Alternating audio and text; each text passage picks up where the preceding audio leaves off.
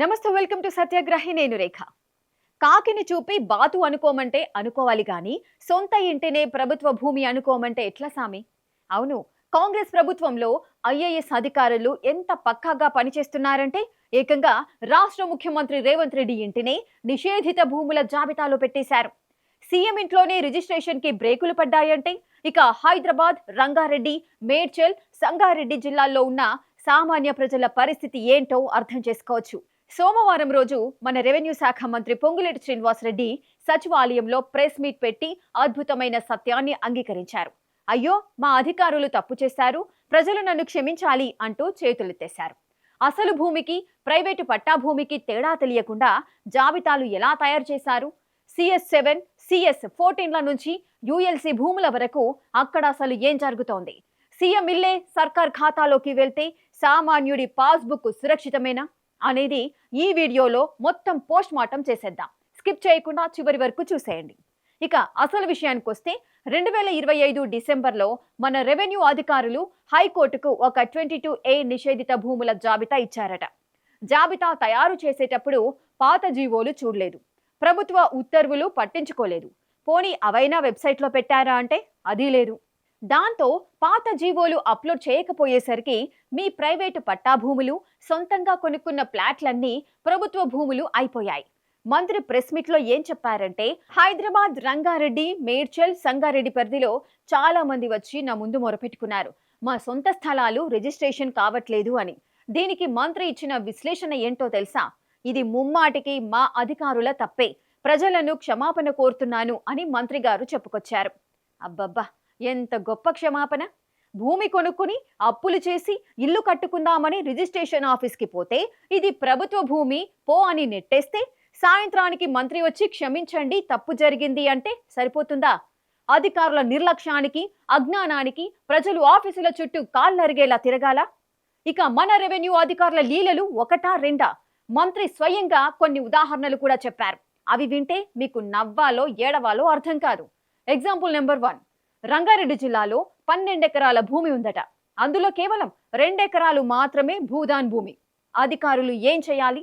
ఆ 2 ఎకరాలు నిషేధిత జాబితాలో పెట్టాలి. కానీ మన అధికారులు ఏం చేశారు? ఏం తీస్తాంలే 2 ఎకరాలు, ఆ మిగతా 10 ఎకరాలు కూడా లోపల పడే అని మొత్తం 12 ఎకరాల భూమిని ప్రోబిటెడ్ లిస్ట్ లో పెట్టేశారు. ఇక ఎగ్జాంపుల్ నెంబర్ 2, మేడ్చల్ జిల్లాలో గతంలోనే లీగల్ గా క్లియర్ అయిన అర్బన్ ల్యాండ్ సీలింగ్ భూములు ఉన్నాయట. అధికారులు ULC అని కనిపించగాని, ఓహో ULC అంటే ల్యాండ్ అంటే గవర్నమెంట్ ల్యాండ్ కదా అని అన్నీ తీసుకొచ్చి నిషేధిత జాబితాలో తోసేశారు. ఎగ్జాంపుల్ నెంబర్ 3, GHMC, HDMA వేలం వేసి అమ్మిన ప్లాట్లను ఆన్లైన్లో ఎంట్రీ చేయలేదట. దాంతో కొనుక్కున్న ప్రజలకు ఇప్పుడు రిజిస్ట్రేషన్లు కావడం లేదు. ఇది కాకుండా అల్విన్ కాలనీ, ఆస్బెస్టాస్ కాలనీల్లో సర్వే నెంబర్లు ఒకటే ఉన్నాయని ప్రైవేట్ స్థలాలను బలి చేశారు. నారపల్లి 867 సర్వే నెంబర్లో 20 ఎకరాలు సర్కార్ది ఉంటే మిగతా జనం భూమిని కూడా లాక్ చేశారు. ఇలా ఏకంగా 35,000 నుంచి 38,000 భూ పార్సిల్స్ నిషేధిత జాబితాలోకి వెళ్లిపోయాయట.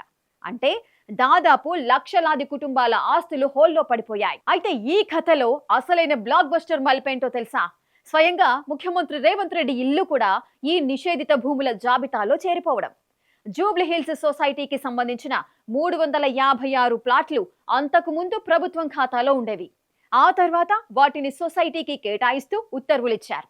కానీ మన మహానుభావులైన రెవెన్యూ అధికారులు ఆ ఆర్డర్లను వెబ్సైట్లో అప్లోడ్ చేయలేదు. దాంతో జూబ్లీహిల్స్ సొసైటీలోని ప్లాట్లతో పాటు సీఎం రేవంత్ రెడ్డి ఇల్లు కూడా ప్రొహిబిటెడ్ లిస్ట్ లో పడిపోయింది. దీనిపై మంత్రి పొంగులేటి కవరింగ్ చూడాలిగా. ముఖ్యమంత్రి ఇల్లు నిషేధిత జాబితాలో ఉంటే దాన్ని నేనే కావాలని పెట్టించానా ఏంది అని ప్రశ్నిస్తున్నారు. అరరే మంత్రి గారు, మీ అధికారులు సీఎం ఇంటినే వదలకుండా నిషేధిత జాబితాలో పడేస్తే అది అధికారుల నిర్లక్ష్యానికి పరాకాష్ట కాదా? స్వయంగా సీఎం రేవంత్ రెడ్డికే తన ఇల్లు తన పేరిట ఉందో లేదో తెలియని పరిస్థితి ఉంటే ఇక సాధారణ జనం పరిస్థితి ఏంటి? గల్లీలో ఉన్న పేదవాడు తన 50 గజాల స్థలాన్ని రిజిస్ట్రేషన్ చేయించుకోవడానికి ఆఫీసుల చుట్టూ ఎన్ని ప్రదక్షిణలు చేయాలో ఆలోచించండి.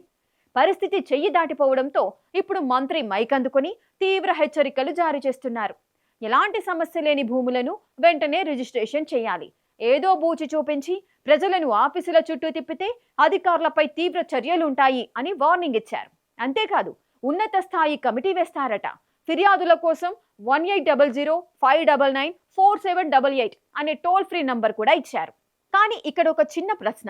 అసలు తప్పు చేసింది అధికారులు, ఆర్డర్లు అప్లోడ్ చేయనిది అధికారులు, పాత జీవోలు పట్టించుకోనిది అధికారులు, మరి శిక్ష అనుభవిస్తున్నది మాత్రం అమాయక ప్రజలు.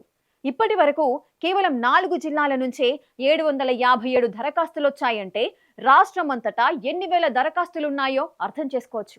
CS7, CS14 కోర్టు కేసుల భూములను కండిషనల్ రిజిస్ట్రేషన్లు చేస్తామని చెప్తున్నారు. కానీ ఇవన్నీ ఎప్పటికి కొలికొస్తాయి అనేది ఇప్పుడు $1 మిలియన్ ప్రశ్న. ఏదేమైనా రేవంత్ రెడ్డి పాలనలో రెవెన్యూ వ్యవస్థ పనితీరు ఎలా ఉందో చెప్పటానికి ఈ ఒక్క సంఘటన చాలు. స్వయంగా ముఖ్యమంత్రి ఇంటికే దిక్కు లేకపోతే ఇక సామాన్యుడి భూమికి రక్షణ ఎక్కడుంది? తప్పు జరిగింది అని ఒప్పుకోవడం మంచిదే, కానీ ఆ తప్పు వల్ల నెలల తరబడి మానసిక నరకం అనుభవించిన ప్రజలకు ఏం సమాధానం చెప్తారు?